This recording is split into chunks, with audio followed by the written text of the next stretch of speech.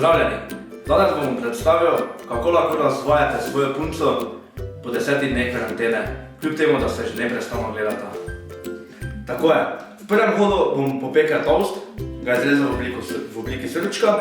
Zraven bom spekal jajčko z zelenjavo, vse skupaj lepo nadel na krožnik in je to. Točno tako. In v drugem hodu vedem take rušne palačinkice z nutelo, sladkim orehom in tako naprej. Pa poglejmo.